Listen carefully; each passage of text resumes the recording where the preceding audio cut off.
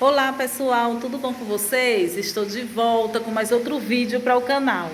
Hoje eu vou mostrar a vocês aqui eu montando a minha decoração para o São João. Espero que vocês gostem desse vídeo. Essas casinhas aqui foi eu mesma que fiz, super simples, viu? Eu usei papelão, essas duas aqui mesmo, feita de papelão, aí eu pintei, super simples, a gente só vai fazer um desenho, aqui ó. Tá vendo? E fica linda. Esse aqui também, de papelão. E ela fica super bonitinha. Tem essa aqui que é a igreja. É uma madeirinha, é bem fininha a madeirinha. Essa daqui também é bem baratinho. Essa daqui. Eu fiz a igreja. E tem essa aqui que eu reaproveitei. Que foi de um tampão aqui, ó. Tem até uns buraquinhos de guarda-roupa. Aí eu desenhei e pintei. Olha como ficou linda. Aí eu fiz 4 casinhas. E eu vou montar aqui para vocês a minha decoração para a festa de São João. Espero que vocês gostem desse vídeo e vamos conferir. Olha, gente, eu coloquei aqui ó, na parede chitão, né? Isso aí é bem baratinho. Aí eu comprei uns metros de chita, o chitão, e coloquei aqui ó, na parede para dar um charme para quando eu colocar as casinhas. As bandeirinhas já estão penduradinhas, né?